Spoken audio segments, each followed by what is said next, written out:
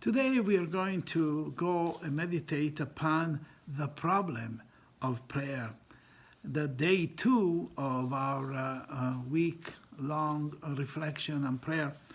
Day 2 tells us that sometimes we take prayer as a duty or as something that I have to do. Every day I have to say the breviary, otherwise I commit a mortal sin.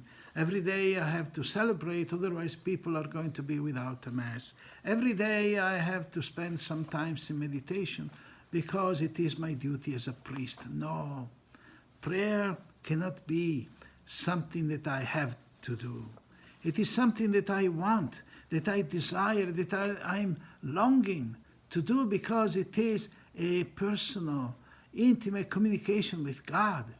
And so I'm looking forward to the moment when I can really sit down with my God and have this intimate relationship. We all know that prayer is a necessary and important component of our spiritual life, but it doesn't always seem like it's working. Prayer appears throughout the scriptures, but for many of us, prayer does not come easily. Yes, it is true that many times we have to push ourselves and to be faithful to our prayer because it seems that it doesn't give us anything. Actually, it seems that it doesn't work. It seems that it doesn't give me anything. How many times people say, "Oh, Father, I don't get anything out of prayer." But many times we also have to realize that maybe that's not the right way to pray. Maybe I'm not going the right direction.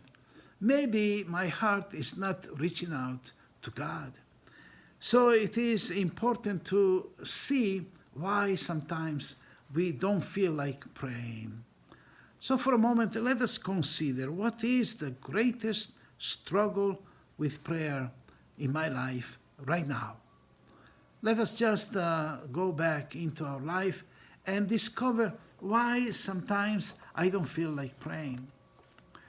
So in a way, we have to go back to the apostles. Remember when they told Jesus,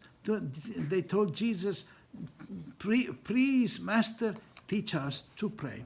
So in a way, we have to learn. We have to learn how to pray. It is not something that comes easily. Actually, in our culture today, we have many obstacles.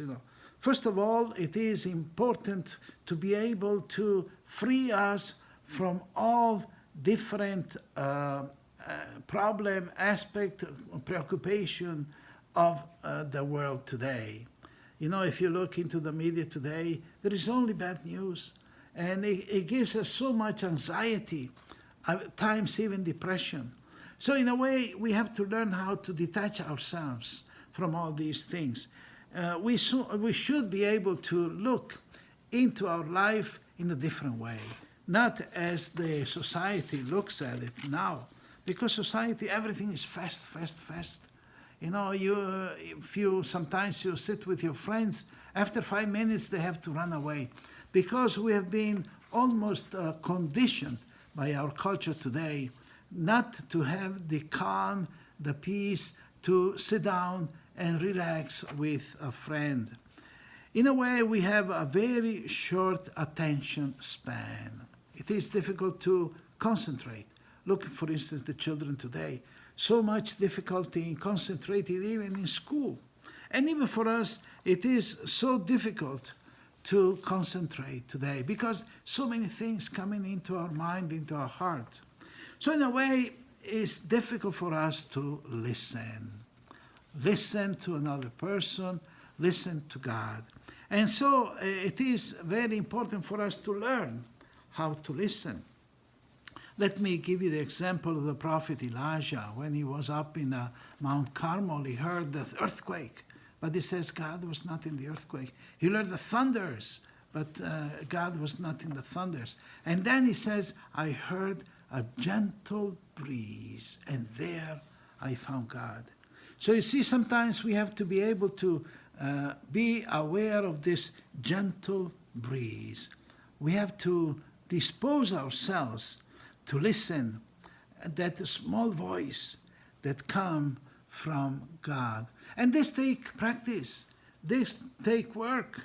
It is not going to come by itself. So let us really do our best to be able to listen. It is important to make silence. Silence is fundamental if you want to pray. Silence from outside, but also silence from inside. Silence from all the noises, all the preoccupation, the problem of the world today, but also silence in our heart with all our worries, all our preoccupations, all the things we have to do. We have to be able to detach, to stop all this flood of notions, emotions, and all kind of preoccupation. Once that we do that, and it takes practice, then we'll be able to listen to the gentle breeze that is the voice of God.